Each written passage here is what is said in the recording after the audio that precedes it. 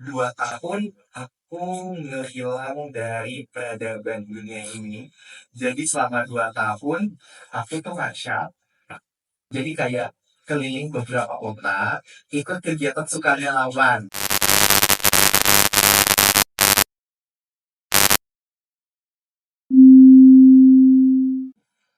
Halo semuanya, kembali lagi di obrolan seputar sekolah. Kembali lagi di segmen kecintaan kita ini. Pada obras kali ini tentunya kita mengundang bintang tamu yang super duper spesial, super duper hot duper. Siapa sih dia? Jadi teman-teman, beliau ini udah beberapa kali diundang oleh Smantul untuk menjadi motivator dan pembicara mengenai konten kreator edukasi. Nah, teman-teman udah tahu belum siapa sih yang aku bahas ini? Yap, ini dia Kak Wahyudi Aksara. Yeay, halo, Pasha ya namanya. Apa kabar Kak? Oke, baik, luar biasa menyalawanku. Ya, betul.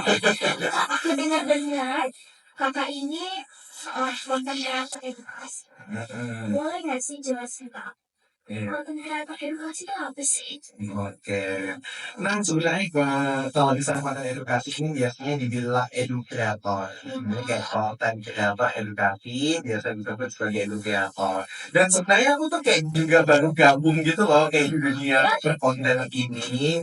Dan mulainya di Januari. Nah, kenapa aku kayak mulai konten di Januari? Jadi, singkat cerita, aku tuh keterima beasiswa PPG Praja Batam. PPG Praja Batam itu pendidikan profesi guru. Karena aku pernah ngajar 4 tahun di sebuah sekolah internasional. Wah, keren banget. Nah, jadi kayak terima beasiswa itu. Terus karena aku kan anaknya suka banget ngajar. Iya. Nah, suka banget ngajar. Dulu aku ngajar SMA BTV. Iya. Jadi kayak 4 tahunnya aja aku tinggalin sekolah, terus aku ngerja lagi setelah S2, dapat beasiswa PPG Development ini. Akhirnya karena aku senang banget di PPG ini belajarnya tuh tentang kayak metode belajar, metode pengajaran, kayak gitu, teknik pembelajaran, terus bagaimana memahami karakter siswa seperti kalian yang luar biasa di era digital Di ini. era generasi Iya, kayak gitu. Jadi itu yang membuat aku semangat pada akhirnya ketika aku terima beasiswa itu aku langsung konten. Dan you know, pas 3 bulan konten, aku diundang sama Kementerian Pendidikan. Wah, Karena keren banget ya. konten aku, iya. Dan sekarang juga udah dikasih tugas kayak gitu buat terus memberikan konten-konten edukasi seputar pendidikan penjabatan dan menginspirasi bagi lulusan-lulusan muda supaya yuk jadi guru gitu. Jadi perjalanannya pasti nggak mudah dong Kak ya. Iya, pasti nggak mudah banget sih karena ya nggak semua orang bisa jadi konten kreator. Everybody is konten kreator. Tapi nggak semua orang bisa konsisten. Iya, betul. Kayak gitu. Karena zaman sekarang tuh kayak gitu loh, Fasya. Semua orang tuh kepo sama kehidupan kita. Kepo, termasuk misalnya ada second account yang tiba-tiba resepnya kita, kayak gitu. Semua orang tuh kepo sama kehidupan kita, kayak gitu kan. Jadi, supaya mereka makin kepo, ya udah, kasih konten aja, biar mereka tambah suka, gitu. Hmm. Iya kok, coba ya. Iya, harus coba, harus. Karena semuanya bisa jadi konten kreator. Nah, perjalanan kayak gini panjang banget. Pasti punya lika-liku yang nggak mudah tentunya. Ada nggak sih suka duka selama ngajar atau menjadi pemimpin? Kalau misalnya suka juga sama ngajar kayak gini, waktu setelah S2, kayak gitu kan, S2 aku telat, aku tidak malu untuk mengakui, kayak gitu kan, karena baru di podcast ini juga kayak ngaku, S2 aku itu telatnya kenapa? Karena terjadi sesuatu hal yang tidak menyenangkan di dalam diri, kayak gitu, pada akhirnya 2 tahun aku ngehilang dari peradaban dunia ini. Jadi selama 2 tahun aku tuh ngasyak, jadi kayak keliling beberapa kota, ikut kegiatan sukarelawan. Volunteering kayak gitu kan. Aku ke Malaysia. ngajarin anak-anak Indonesia yang ada di sana. Ternyata anak-anak Indonesia yang sana tuh nasibnya itu nggak lebih beruntung dari kita. Jadi kayak mereka tuh masih terbatas gitu loh. Ada yang misalnya kelas 5 masih belum bisa baca. Serius. Iya, ini serius kayak gitu kan. Terus ada yang kayak 4 tahun dia nggak punya mama papa kayak gitu, terus kayak tetangga-tetangganya yang ngurusnya. Jadi tuh sangat memprihatinkan. Aku juga kelompok waktu itu. Kayak gitu. Aku juga ngajarin anak-anak yang ada di sana. You know the hal yang unik dari Lombok. Waktu itu aku ke Lombok Tengah di desa Penempur namanya. Ketemu sama kepala desa itu baik banget namanya Pak Sultan. Terima kasih Pak Sultan. Jadi di sana itu sekolah banyak, tapi yang mau sekolah itu sedikit. Kenapa kayak gitu?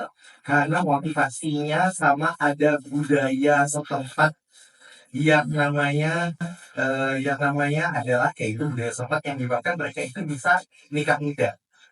Nah, kayak gitu kan. Nah, karena itu akhirnya kayak motivasi buat melanjutkan pendidikan itu kurang. Kayak gitu. Pada akhirnya, sepadan mereka itu mau bersekolah, jadi satu siswa itu dibayar sama sekolah sebesar 300.000 waktu awal, biar mereka bisa masuk sekolah. Bayangin, kadang di sini kan kita misalnya kayak ambil formulir aja, atau pendaftaran pasti ada uangnya kan dan rebutan kan dan kayak mana nih sekolah yang paling favorit kayak gitu kan apalagi sekelas 10 favorit banget. Benar teman-teman. Kayak gitu kan jadi pasti banyak yang rebutan buat masuk ke sini tapi di sana itu enggak kayak gitu jadi Yang unik ya, malah di sana tuh kalau tidak bayar ya. jadi ya sekolah itu kayak bayar pokoknya minimal jadi bayar itu maksudnya kayak dikasih uang 300.000 tapi uang yang itu misalnya untuk mereka bisa ya gitu lah yang kayak bukan buat buat happy ya tapi mereka yang bisa ya mereka beli buku supaya mereka bisa melanjutkan sekolah gitu. Nah, jadi kayak panjang banget ya perjalanannya. Jadi kayak 2 tahun itu karena aku punya masalah mental, oke gitu kan. Ya, aku dulu sempat kurang suka dengan pekerjaanku sebagai guru, benci banget diriku sebagai guru. Kayak gitu, setelah aku dapat kesempatan aku ngajar ke Malaysia, aku ngajar ke Lombok, aku tuh ketemu anak-anak yang ketika aku datang, aku dipeluk. Yang kayak, ya ada cik gua, ada cikgu baru. Jadi kayak aku tuh dipanggil cik gua. Nama aku Pak Budi kan. Dan dia bilang, cik gua datang gitu. Setelah aku pulang, mereka itu nggak bolehin aku pulang. Jadi mereka tarik baju aku, mereka peluk aku, mereka nangis, yang kayak nggak boleh pulang. Iya, kayak harus ada di situ, kayak gitu. Sama juga seperti di Lombok. Di Lombok itu pagar sekolah itu kayak sengaja ditutup biar aku nggak bisa keluar ke motor. Dan itu pengalaman yang luar biasa. Pada akhirnya kayak ternyata luka batin aku itu perlahan-lahan sembuh karena anak-anak ini. Oh ternyata setelah aku sadari, aku tuh bukan membenci pekerjaanku. Ternyata aku hanya membenci diriku sendiri kayak gitu. Nah pada akhirnya aku semangat lagi, aku selesaikan S2 aku karena aku pengen ngejar cita-cita sebagai guru lagi kayak gitu. Terus mantan-mantan murid itu mereka ngajar yang kayak ketika aku ulang tahun mereka ngucapin sama ulang tahun buat aku dan mereka ada satu kalimat yang aku ingat banget mereka bilang kayak gini. Pak Wah sama ulang tahun ya Pak tolong jadi guru lagi karena Indonesia butuh guru yang seperti Bapak. Jadi kayak kata itu akhirnya aku ambil beasiswa PPG-nya itu dan sekali coba alhamdulillah langsung lolos dapat beasiswanya kayak gitu dan akhirnya nah hal ini nih di Kalikunya yang tadi aku ceritakan dan sampai sekarang kayak gitu aku ngerasa aku terlahir kembali Masya kayak gitu dan aku semangat lagi buat kasih inspirasi-inspirasi tentang pendidikan khususnya bagi guru-guru yang butuh banget metode, tips, strategi pembelajaran supaya mereka bisa ngajarin peserta didiknya itu dengan cara yang menyenangkan. Karena udah nggak zamannya lagi siswa takut sama guru dan apa ya kayak menghafal pengen tahu belajar karena dia takut. Zaman sekarang tuh semuanya harus bahagia, harus senang. Harus enjoy. Betul. Tapi kak sebenarnya ya, kakak tadi bilang kakak tuh terlambat ya kuliah kayak gitu. Sebenarnya aku buat ya ngejar pendidikan itu gak akan terlambat. Iya, Jadi sih. jadi ya udah nggak apa-apa gitu. Benar. Ini masih ada niat ya buat sekolah lagi. Benar, dan aku setuju, dan aku pun yang kayak apa yang aku mulai dan itu harus aku selesaikan walaupun agak sedikit terlambat. Dan menurutku kayak perjalanan aku 2 tahun terlambat dengan aku volunteer dengan aku sekarang menurut aku itu worth it banget. Iya, karena masih bukan menghilang dan vakum itu bukan buat malas-malasan, tapi malah mencari kegiatan yang produktif gitu. Dan pada akhirnya aku nggak kehilangan diriku, dan akhirnya aku menemukan diri aku sendiri. Terlahir kembali. Yes, itu sih yang paling penting, aku bisa menemukan diri aku kembali. Nah, kan jadi konten kreator, jadi guru yang beredukasi ke sana ke sini pasti mempunyai jadwal yang super duper sibuk guys. Tapi masih kalangan produktif ya teman-teman. Iya. Gimana sih cara kakak membagi waktu itu biar gak ketenteran dan dapat menjauhi sifat malas? Oke, ini aku bagi beberapa aktivitasku ya. Pertama, aku masih kuliah, kayak gitu, kuliah PPG 2 ya, entah Oktober selesai. Amin. Terus sambil kuliah aku juga bekerja, jadi ada perusahaan yang menaungi aku di Jakarta. Ini perusahaan pendidikan juga. Jadi saya itu selain sebagai mahasiswa, karena kan udah nggak ngajar lagi ya, saya itu juga penulis. Jadi udah ada beberapa buku terbitan sendiri, dan dengan siswa saya itu mungkin udah ada hampir 20-an buku kayak gitu.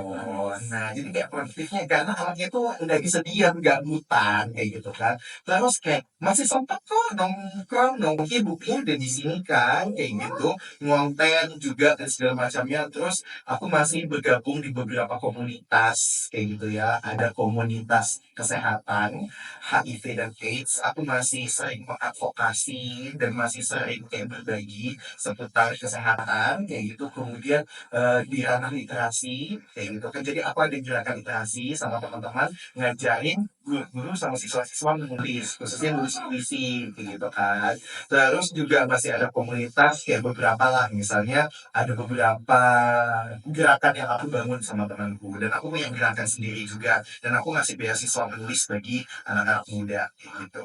Jadi kayak banyak banget sebenarnya kayak aktivitas yang bisa dilakukan. Belum lagi nanti kalau misalnya tiba-tiba ada kerjaan, wah Yudi jadi narasumber di sini ya, wah Yudi ngisi pelatihan ini ya. Kadang guru minta kayak gitu kan. Nah, kayak gimana caranya ngebagi waktu, teman-teman? Kayak gini nih. Tuhan itu adil. Semua manusia dapat waktu 24 jam sehari. Sih, kayak gitu kan. Nah, kenapa ada yang keteteran banget dan ada yang rajin banget? Kayak gitu. Nah, sebenarnya itu adalah mulai dari apa yang kamu suka dan kamu prioritaskan. Sesederhana itu kok sebenarnya kalau diriku nggak ada kayak tips khusus dan segala macamnya. Dan journaling, bikin jadwal diri sendiri kayak gitu. Terus sekarang udah ada HP kan, kayak di dalamnya udah ada reminder, tinggal catat aja, terus dia ingatin kayak gitu. Nah, kalau aku anaknya itu sistem melakukan sesuatu itu dengan sistem cicil kayak gitu kan, walaupun nyicil tuh gak bagus ya guys, bagusnya bayar cash gitu kan. Jadi kayak sistemnya nyicil, misalnya nih seminggu lagi acara MPLS ini smartphone kayak gitu kan. Jadi 3 hari sebelumnya aku udah cicil materinya. Pasti ada materi yang nggak sama aku bagiin. Kalau misalnya nih, aku pernah ngisi konten creator misalnya di sebuah sekolah. Terus ada lagi di sekolah ini. Materinya itu nggak bakalan sama. Pasti ada bagian yang kayak aku harus improve dan aku harus buat ulang kayak gitu. Karena kalau misalnya kayak gini audiensnya sama, ya ini mah udah pernah disampaikan, ngapain gue ada di sini gitu kan. Nah, jadi kayak benar-benar kayak gitu, karena orang yang kreatif itu langka, orang yang mau berjuang keras itu jarang kayak gitu. Kayaknya selama ini kalau misalnya aku juga kemudian yang kayak terlalu santuy, terlalu slow, terlalu selembar kayak gitu. Nah, jadi kayak orang-orang yang berhasil itu adalah orang yang bisa memanfaatkan waktu. Karena aku punya formula itu, ketika kamu mau memanajemen waktu, itu gunakan 2 formula, menyempatkan dan menyempitkan. Menyempatkan apa hal yang kamu bisa. Misalnya kamu bisa nih buka scroll HP 1 jam. Kenapa 1 jam ini nggak pakai buat hal produktif lain? Ya kan? Sama menyempitkan. Waktu di sini menyempitkan waktu istirahatku. kayak gitu. Mungkin kalian bisa tidur 10 sampai 12 jam. Aku hanya tidur 6 jam, kayak gitu kan. Kemudian 6 jam, kadang 4 jam. Tapi kadang aku tidur di sela-sela saat aku aktif berproduktivitas. Misalnya aku dapat waktu 1 jam buat istirahat kayak gitu. Aku nggak scroll HP. Kadang aku cuma kayak 15 menit tidur, habis itu bangun lagi. Dan itu ternyata lebih segar. Itu namanya teknik mindfulness. Jadi kayak tidur, bentar, deep sleep kayak gitu. Tapi kita bisa refresh lagi gitu. Jadi yang sebenarnya adalah menurutku ya, mau bunuh rasa malas tuh ingat tujuan awal kalian. Kalian mau susah sekarang atau susah nanti tua. Kayak gitu. Karena aku nggak mau nanti hidupku tua menyedihkan. Jadi kita kerjanya dari awal-awal itu Iya. masih bisa bergerak, gerak Iya. pas sekarang. Terus jangan ikut-ikut kawan ya kayak, kutu aku bang aja benar. Ini sini gak kau santai, nggak usah ikut. Itu mulut jahanam. Harus produktif ya teman-teman di masa muda ini. Benar, Yang masih bisa bergerak, masih sehat loh. Harus bergerak. benar dan harus punya prinsip. Ya. Nah, di era sekarang ini, di zaman sekarang ini, menurut Pak, sosial media itu penting ya sih? Penting banget Sekali sebenarnya Pak. banget kalau misalnya kamu punya sosial media, mending gak usah punya HP sekali. Knowledge banget gak sih, Bu? Iya, karena kayak semesta gak bakalan tahu adanya kamu di dunia ini kalau kamu gak punya sosial media. Kayak gitu. Kita bisa lihat, kita bisa ngebantu banyak orang.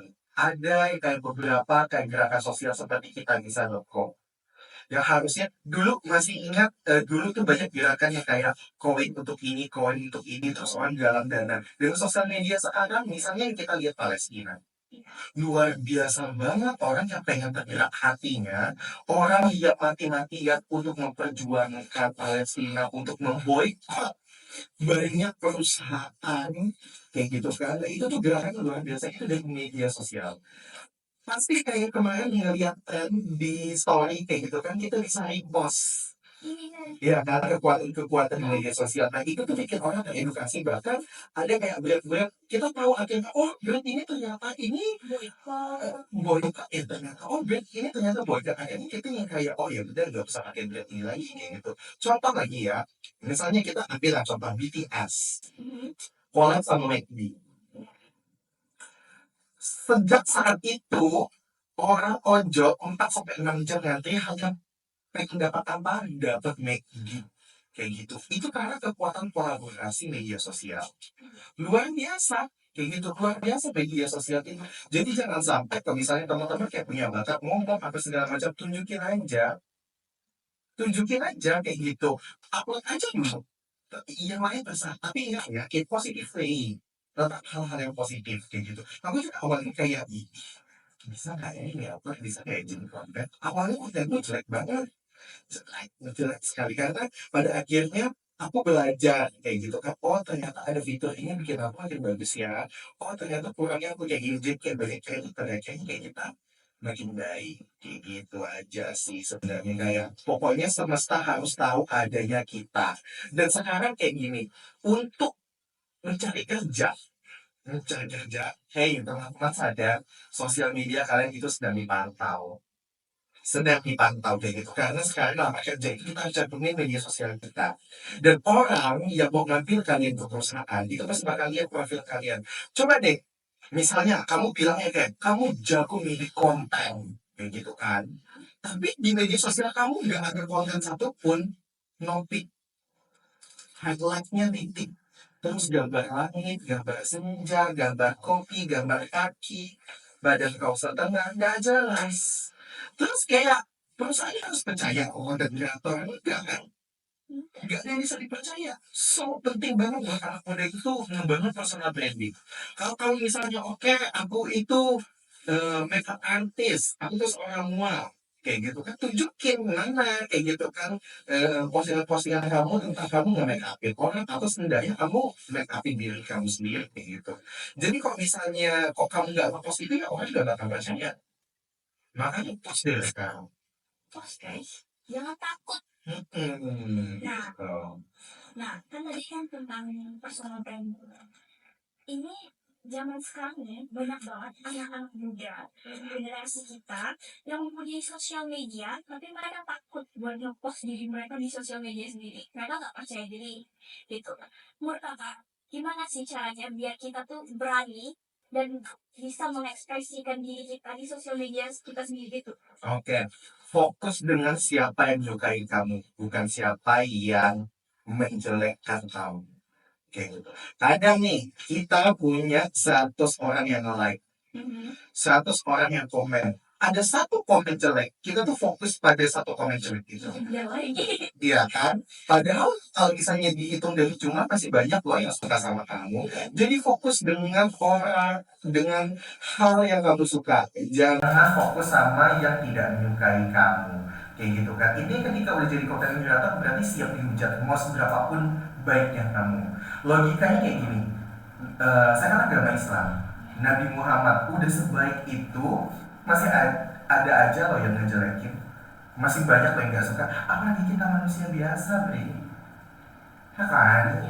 Ya udah, makanya kayak ya udah posting aja sama fokus apa yang kamu suka dan yang menyukai kamu kayak gitu. Post ya udah langsung tunjukin siapa diri kamu. Kalau terus kayak buang rasa-rasa overthinking kayak gitu ya. Karena kayak gini, nggak ada untungnya buat kamu itu merasa overthinking kayak gitu, karena kamu itu hanya sedang berkelahi dengan pikiran kamu dan itu belum tentu terjadi. Yang baik adalah mengubah overthinking itu ya menjadi insecure yang sebagai bentuk tanggung jawab. Nah, tanggung jawabnya berarti kamu memprediksi nih hal-hal baik apa yang belum kamu lakukan. Nah, ketika hal-hal baik itu belum kamu lakukan, kayak gitu kan kamu evaluasi diri, minta pendapat sama orang lain, baru kamu perbaiki kayak gitu. Jadi fokus aja hari ini, boleh rencanakan masa depan, tapi kalau misalnya nggak sesuai ekspektasi, jangan patah. Coba lagi gitu. Iya, malahan patah itu bikin kita makin tumbuh. Iya, Terbentur, akhirnya terbentuk deh. Dengar guys, kita harus bangkit lagi, nggak boleh down gitu. Nah, beberapa hari ini aku ngeliat kakak ngisi acara MPL. Yes. Nah, di acara MPLS ini kan disuruh buat video ya. Soalnya adik-adik tuh pada kayak keliling-keliling gedung bikin video, ini ngapain mereka, ternyata disuruh buat video. Nah, ini menurut kakak gimana sih video-video yang udah mereka buat? Mereka adalah anak-anak kreatif dan ini kita di era industri kreatif kayak gitu kan, udah bakalan bisa misalnya kayak gini deh, kita sering lihat di pinggir jalan misalnya kayak penjual apam pinang, sebelahnya apam pinang lagi, martabak manis sebelahnya martabak manis. Terus nih ya, kalau misalnya dikasih pilihannya mana yang kamu bakal beli? Yang banyak pembeli kan? Yang banyak pembelinya atau yang kayak berarti kan dia banyak pembeli karena enak. Nah, generasi sekarang kalau misalnya mau beda, coba deh konten, dan konten uniknya di mana? Jadi ada namanya unique point selling. Jadi kayak bentuk uniknya kamu kayak gitu. Nah, apalagi SMA 10 ini adalah sekolah digital dan semuanya berbasis HP.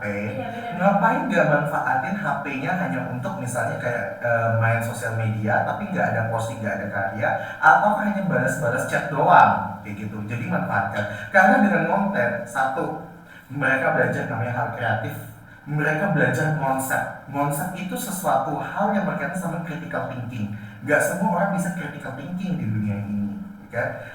Yang ketiga adalah mereka belajar untuk berani mulai, berani wawancara guru, wawancara kakak kelasnya, berani untuk berkenalan sama temannya, dan yang paling penting yang ada di dunia ini adalah mereka itu berkolaborasi. Misalnya kayak gini ya, satu brand tuh nggak akan berhasil kalau misalnya mereka nggak gaya influencer, atau mereka misalnya kayak nggak gaya brand ambassador. Misalnya kayak beberapa brand itu kan, misalnya kayak brand skincare misalnya, kayak akhirnya banyak ambil brand ambassador dari Korea, akhirnya naik kan. namanya, kayak gitu. Nah seperti itu, jadi kan banyak sebenarnya kemampuan-kemampuan abad ini yang harus dimiliki sama mereka, termasuk di media sosial. Kita nggak tahu nanti suatu saat ada di antara mereka yang terkenal jadi pembicara, mereka jadi content creator, mereka dapat penghasilan puluhan ratusan miliaran bahkan triliunan kayak gitu. Kita doain bibit-bibit itu ada di SMA 10. Amin. Nah, ngomong-ngomong konten kreator nih Kak, boleh nggak kasih tips dan triknya buat adik-adik atau teman-teman sekalian yang pengen memulai karirnya menjadi konten kreator? Oke, satu, teman-teman harus punya unique point selling tadi. Teman-teman harus punya ciri khas diri teman-teman sekalian kayak gitu. Itu bisa dicari atau framing bisa dibuat kayak gitu ya, bisa dibuat atau teman-teman seiring berjalannya waktu nanti akan ketemu sendiri kayak gitu kan. Kedua, tentukan niche atau audience. Mau audiensnya siapa? Misalnya skincare, oh rata-rata ini berarti cewek ya. Tapi ada juga dong cowok yang pemakai skincare. Berarti kan rata-rata anak muda yang peduli akan kulitnya, kayak gitu kan. Nah kalau niche aku udah jelas adalah guru, tenaga pendidik, mahasiswa pendidikan, dan semua orang yang tertarik akan metode pembelajaran, kayak gitu kan. Nah jadi kalian tentukan niche kayak gitu kan. Terus yang ketiga, konsisten dan jangan takut di like-nya atau enggak FYP kayak gitu. FYP sekali bukan berarti kamu langsung jadi artis, enggak kayak gitu.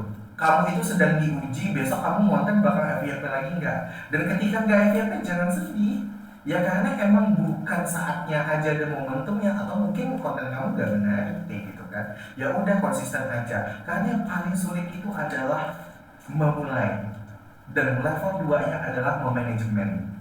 Jadi kalau mulai aja enggak, apalagi memanajemen. Kalau udah mulai, ayo konsisten, ayo manajemen sosial medianya kayak gitu. Nah itu aja tipsnya dari aku kayak gitu. Terus yang kayak terakhir, ya udah teman-teman semangatnya dijaga, jangan sampai hilang dan nikmati semua prosesnya.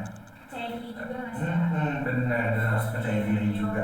Banyak kok konten yang kayak nggak mesti muka kamu kelihatan, banyak kok followersnya, ya nggak? ASMR? Iya kan, iya kan, banyak kan. Boleh tuh guys ya didengar buat kalian yang ingin memulai karirnya sebagai konten kreator gitu. Nah sebelum tutup nih Kak, boleh nggak sih kasih harapan ya untuk SMA Negeri 10 Pontianak beserta siswa dan siswinya? Oke, buat SMA Negeri 10 Pontianak dengan semua lingkupnya kayak gitu ya, termasuk murid, tetap semangat belajarnya karena momen SMA itu hanya sekali dan tidak bisa diulang. Jadi nikmati segala prosesnya kayak gitu. Nanti di masa depan kalian akan merindukan setiap detik, setiap momen yang ada kayak gitu. Tetap belajar dengan baik, karena belajar itu adalah jembatan pengetahuan yang akan membuka kesempatan dan akan membuka dunia seluas-luasnya kayak gitu. Jadilah nahkoda yang mengarungi semestanya kamu kayak gitu.